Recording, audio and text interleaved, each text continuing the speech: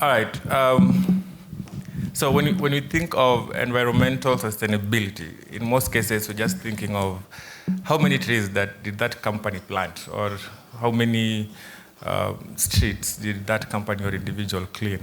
We never really think about the other things that involve environmental sustainability.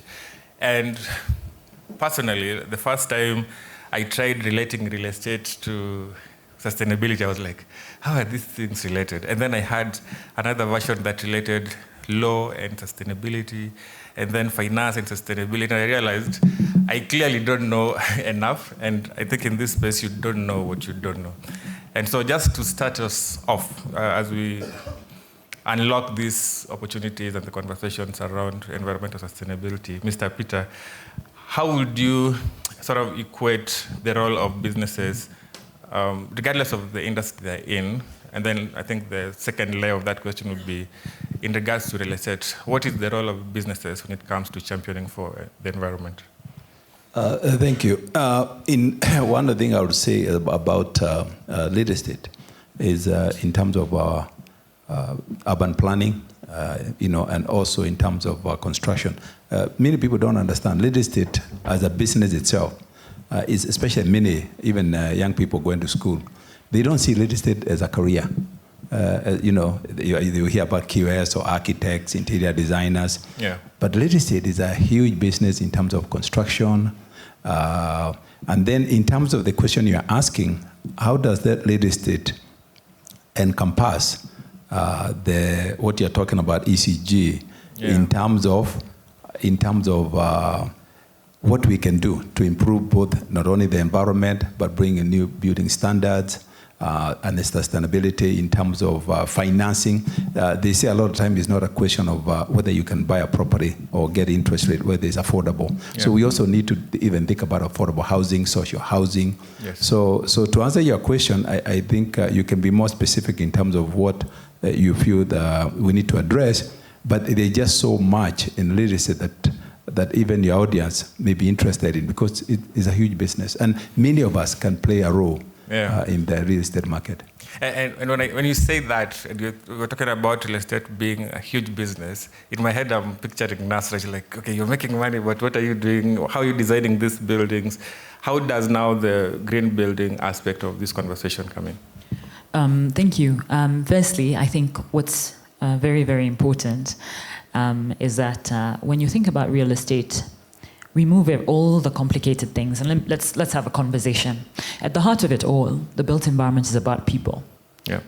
It's about making sure people are living with dignity, people are living comfortably, people are living in spaces where the well-being is prioritized. So if you were to take a step back and look at it from that perspective, what do I need to feel comfortable? What do I need to feel I'm living with dignity? I need to either own or rent a house that is affordable, so it's a social aspect. Yes. I need to own or occupy a space which helps me operate at my best, so it's helping my well-being. So that now comes with the green. Yes. So when you talk about green buildings, you're looking at natural light, because you need that natural ventilation and light to help you feel better. You'll notice this. Cities which have gloomy weather are often having more depressed people.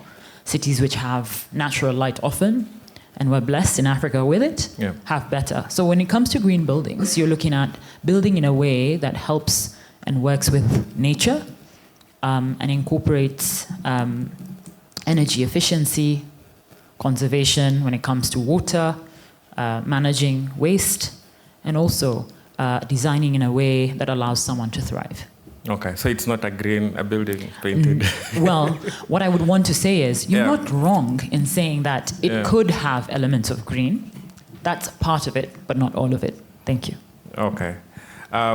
Akshay, when it comes to, as the board of KEPRO, I think this question would be a good fit for you. When it comes to matters responsibility, and people in manufacturing and any other industry, how does that tie into environmental stability? How do you sort of make people feel like they are responsible. Yes, we are making profit, and yes, we are building products and solutions, whether it's buildings or just a product I can buy off the shelf. Yes, I'm making money, but how do you make it part of their lifestyle to be responsible businesses? Thanks. There was a presentation that I was supposed to make. I don't know when that's going to happen. We're going to present it here. Right. But in that presentation, I'm explaining something about the EPR legislation, which is part of the Sustainable Waste Management Act that was passed last year, just before the elections. Yes. EPR stands for Extended Producer Responsibility. So the question of responsibility comes within that framework. Okay.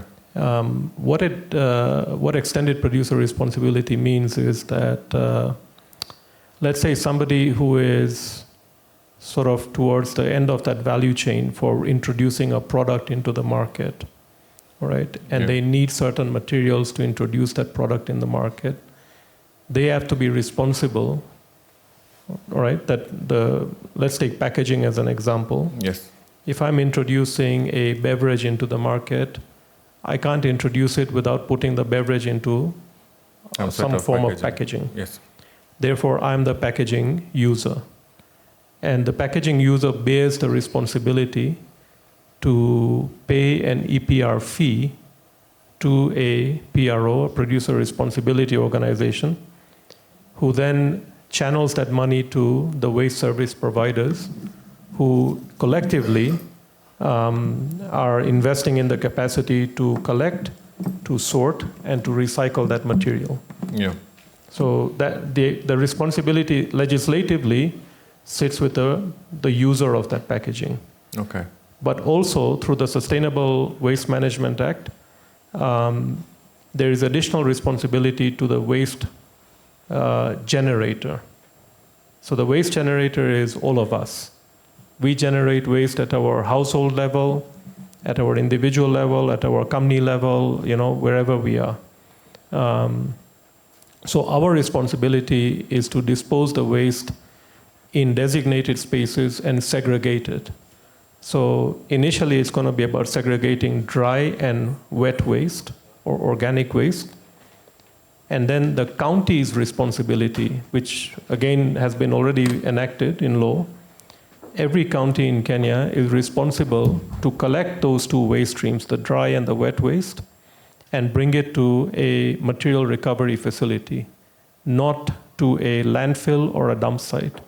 So the aim is to get rid of those landfills and dump sites, and if they are to be used, they will only be used as the recourse of last resort. So what happens with the organic or the wet waste is they go to biogas facilities and generate energy from that. And the dry waste goes to material recovery facilities where they are segregated and then baled, which are then available for recyclers to come in, purchase it, recycle it, and then sell it to manufacturers who will make something else out of it. Like the circular economy. Exactly. Okay. Yeah. But circular is slightly different than the recycling, and again, I'll be talking about that in the presentation. All right. Kelly, I know you're the policy expert here. So when you're hearing all these conversations and pinpoints, my question to you would be then, how do you integrate ESG principles and practices in your supply chains? Thanks for the question, Sebastian. And before I answer the how, I'd like to go to the why. Okay. And given that there's a lot of industry players here who are also businessmen, I think the why should be geared towards commercial concerns.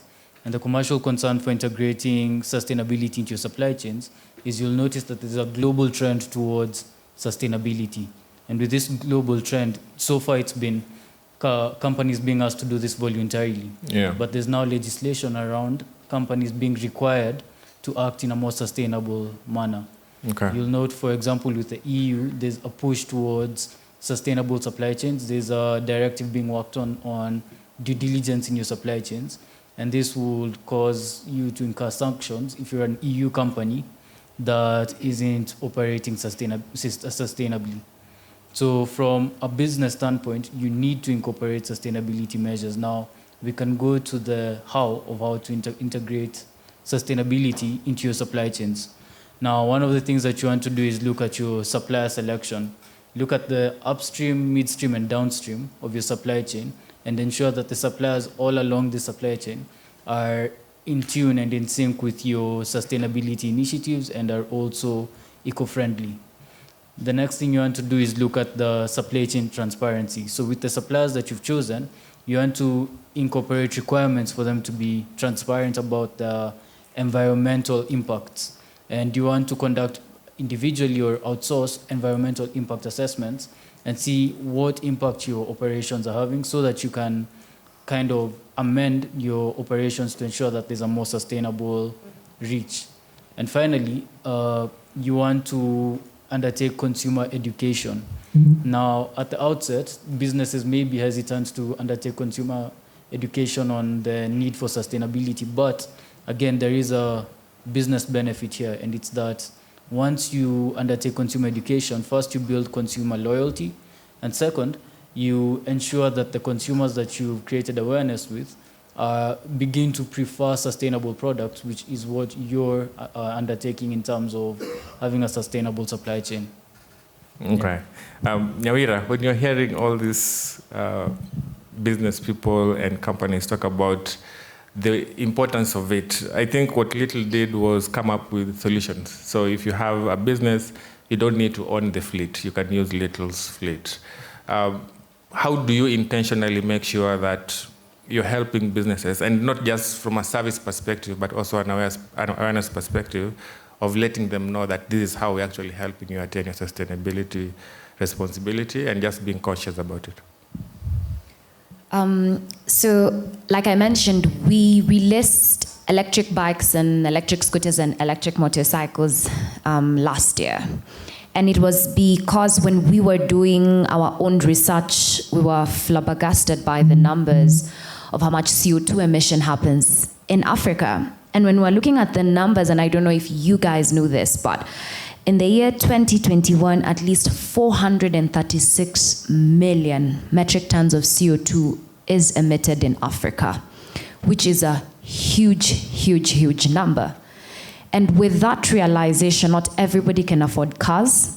Even as an organization, when you buy cars, that means you need to service them. Those are more staff members you need to hire, spare parts. Again, you're not making the environment sustainable to live in.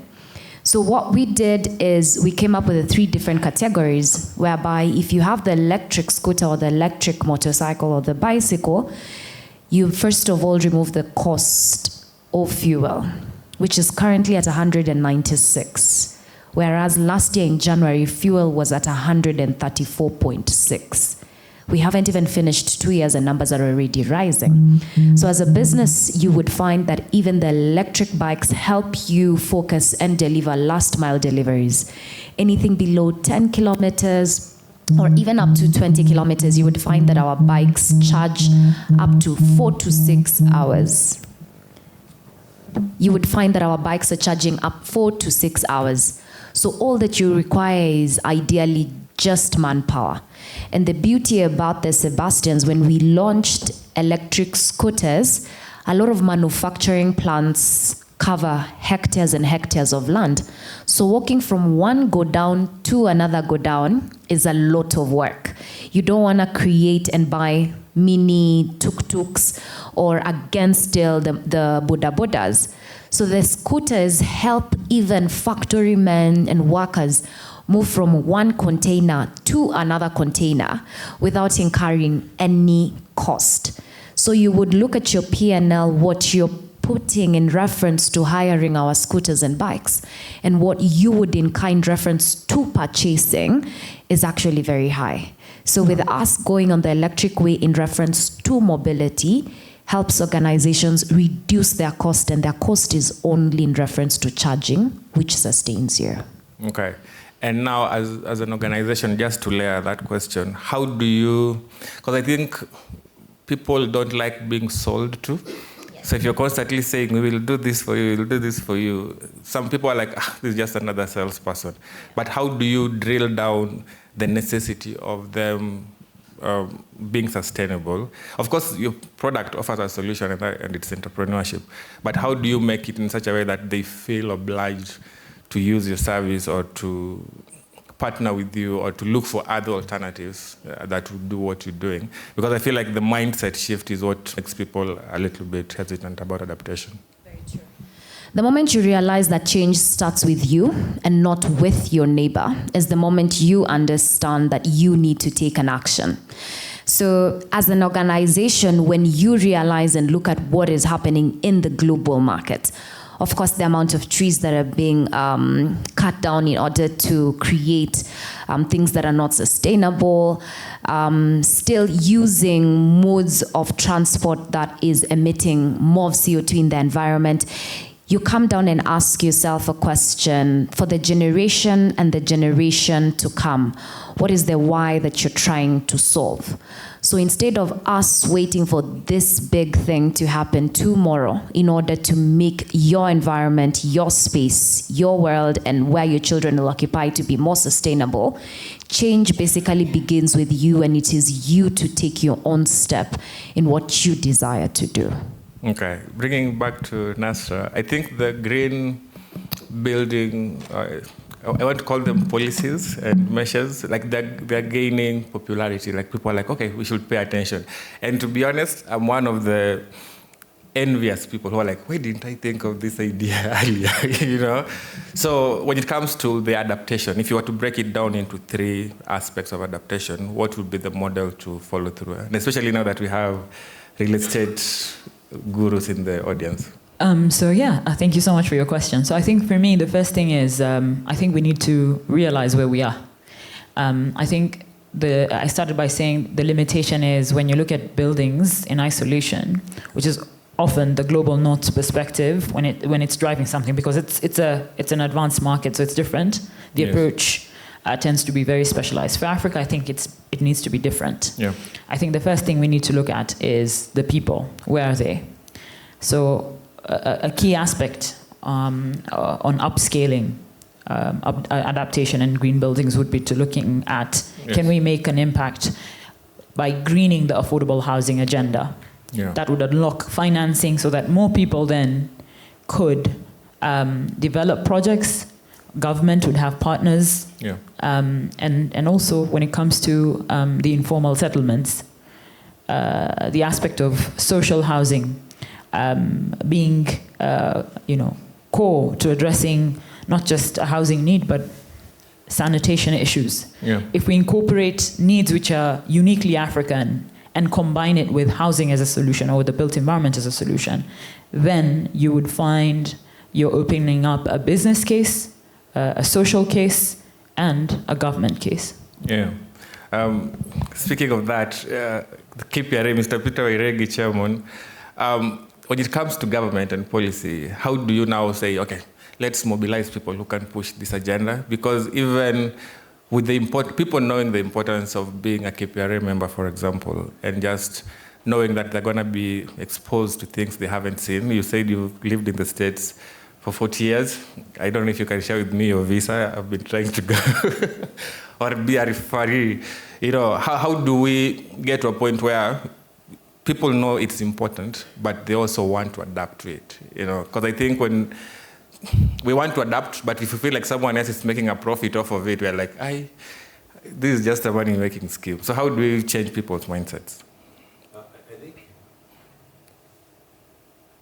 I think when you say people, I think the role of the leadership, the government, because when you say people, you and me, we may not believe in what we are talking about sustainability, but the government has a role and a responsibility. For example, when you're talking about, she was talking about social housing and access to affordable housing. That requires a proper planning, urban planning, proper infrastructure. Yes. That is just not myself and you. It requires the entire government to do that. Yes. The reason other countries or other nations have succeeded, both US, Europe, in affordable housing is because they have they have created those structures and regulations to do that. I wanted to mention about housing in general, because housing is a very important aspect. when you talk about anything, housing is like food. Yes. You know, you need to live somewhere. Yeah. So if housing is that important, and in the Constitution, there is actually a mandate for government to provide proper housing. Yes. She was talking about social housing. It starts with the government providing that. And to do that, we need the government role to improve in terms of how much they're putting it toward housing, better planning, better leadership, remove access to being able to use technology to reduce the cost, because one of the hindrance is cost of housing, cost of construction is very high. Yeah. So this idea of smart housing or prefab, modulars that they use in the US would work. But let's look at what other nations have done or countries. Singapore is a good example. You hear about it all the time. UK, they have done a great job in social housing. US is a very great example. Canada, it is. So you can see that our country, we are behind. Yeah. We have a Ministry of Housing, we have Ministry of Land, but in terms of answering this question about access to proper housing is still a problem. In America, they call housing the American dream. Yeah. But what do we call in Kenya? Owning a house here, the land costs as much as gold. So why? If we can answer some of those questions, then we can even start talking about sustainability. But the cost and access is still a problem in this country, and more need to be done. Yeah, and because I would imagine, like, under KPRA, you have members and you have different tiers of members. Yes. What would you say then is the challenge for people to adapt to it?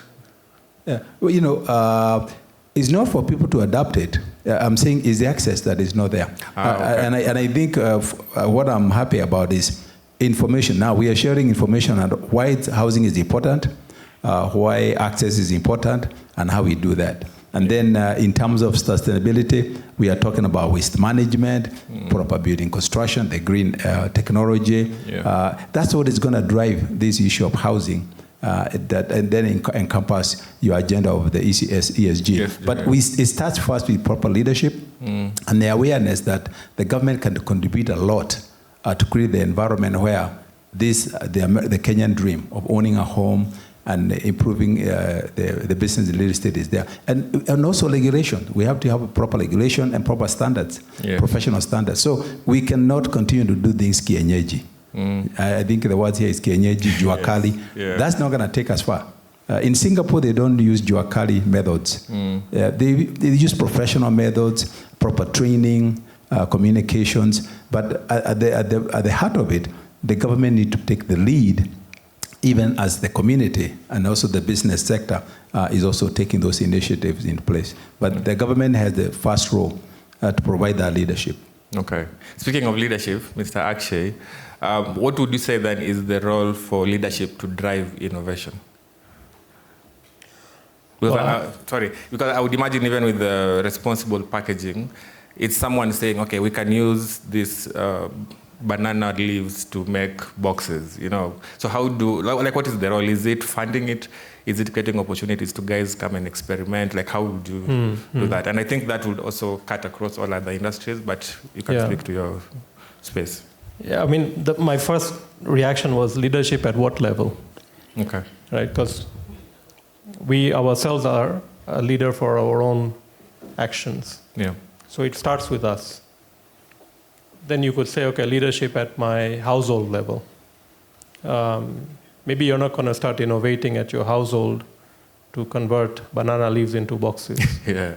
Right? Because you need economies of scale for that to happen. Yeah. But at the very least, there should be leadership at the household level to ensure that waste is being segregated. Right? That simple thing is an act of leadership. Yeah. Right. If you take it to a company level, then apply innovation, but at scale. The problem that has happened in the past is leadership has tried to do innovation as a gimmick. Right. We do a little innovation, something. Or like a PR thing. It looks like exciting, but it's only tackling 0.0001% of the problem. So it's mostly being done for PR purposes. And that's called greenwashing. Yes.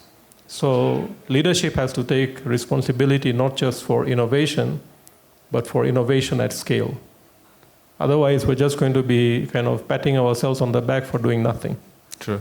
Okay, that's, I think, the level of leadership that's needed at the corporate level. And in some cases, because I want to separate the role of, let's say, SMEs versus large corporates.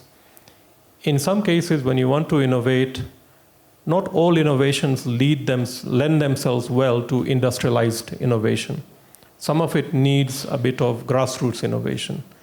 And there's an opportunity for SMEs and large corporates to collaborate where the innovation is best suited. Okay? So it's not like only large corporates can innovate. Everybody can innovate at their own company level. Okay. If we then take it one more level up to the legislative or the regulatory or the government's role to be a leader, I think Kenya has really done an amazing job. You know, back in 2017 when the plastic bag ban had happened, you know, it could have gone the other way. True. Right? People could have sort of put a lot of pressure, and then NEMA could have said, it's okay. Yeah, maandamano. Yeah, and then we would have just carried on, you know, like usual. Yeah. But it's a good thing that NEMA stood its ground. They enforced the law, and people took them seriously. So that's the first thing, that people have to take the regulator seriously. There is no way around it. Yeah. Right? Because if the regulations, the legislations that are being introduced into the country are not followed, are not enforced, you will end up with a lot of free riders or joy riders. Right? It's not good enough for one or two companies to be the ones sort of saying, oh, we're going to champion sustainability or ESG or circular economy, and the rest of the companies or the people individually are just sitting there and saying, all right, well, somebody is doing it. Yes. Yeah. So I think leadership is different at different levels. Each level has to know what they are responsible for. But then collectively as a society, we need to make a personal decision. Are we doing it because it's economic, or are we doing it because it's the environment? Yeah. And the answer is both. It has to be both. Okay. Yeah, the only way people are going to have motivation is the economic side also makes sense. Yeah. Nyawira, when it comes to ESG and sustainability, as a service provider and just as a practitioner in the space, what would you say the role of collaboration is in achieving that? Because collaboration could be you are a stakeholder, as a customer, as an employee, as a service provider of a specific company. So what role does collaboration play in championing for sustainability? So I always say competition is the new collaboration, especially with different organizations, because we have one market, the same product that I'm selling is what also another organization wants to sell. Yeah. And what we came to understand as Little Limited is that you need to focus on your strength. Us being a technology company, we partnered with organizations that are championing e-mobility. So hence why you would say that we are not the producers or the manufacturers of the e-mobility solutions. But what we are good at is creating technology so that the audience can be able to access. So you would find that through even our products that you currently enjoy, are partners that we have come together with that believe in this one voice, which is sustainability. Yeah. So we would find organizations that are championing growth, that are championing innovation and fostering positivity in their businesses in order for us to come together with their audience and our audience for the better for tomorrow. Like he said, leadership is us. It is us to basically take the step. So because we're not good in the manufacturing of the solutions, but we're good in providing of the technology, we partner with organizations that are good in that category. Okay, leadership is us looks like a tweetable tweet. So if you're on Twitter, tweet that hashtag KENCTAD conference. Kelly, on matters policy, how do we then ensure that compliance and regulation coexist? Because sometimes people just comply, but if it's not regulation, then people don't necessarily pay attention to it. I think I'll bounce off of what some of the panelists have already said, specifically Mr. Akshay. And it's that you have to first respect the regulators. And second, you need forums like this. So I'll speak from the developmental side because that's the space I operate in. You need forums like this because change starts with dialogue and ends with action. Yeah. So once you create awareness and sensitization on the importance of sustainability, then people can then begin to appreciate the need for the regulations that are being imposed on them. Okay. Because once you impose a regulation without providing context on why it's important, especially in the space of sustainability, no one will really have buy-in for that kind of regulation. And again, bouncing off of the example of the plastic bags, if there was more consumer awareness raised on it, there wouldn't be as much resistance. And because people could see the pollution in Nairobi caused by the plastic bags, there wasn't too much of a resistance against the ban. Yeah. So just from combining development, policy, and regulation, you really just need to sensitize your target audience, create awareness, and also foster buy-in before imposing the regulations, so that once the regulations are imposed, then the target audience takes ownership as opposed to feeling like it's a sanction placed on them. Okay. Yep. I have a podcast. It's called Sustainability as a Concept Podcast. And we launch a new season every time we host this conference. And the one question I ask everyone that comes on it is, what is that one question that you wish I asked, but I didn't? Starting from Nasser as we wrap up. What's impact to you? Sorry. What's impact to you? Because ultimately, sustainability is about impact. So throwing that question back to you, what is impact to you? If we can create solutions that address society's issues and also push the government's agenda, I think that's impact. All right. Mr. Wairegi, the one question I forgot to ask you, which one would it be, and how would you answer it?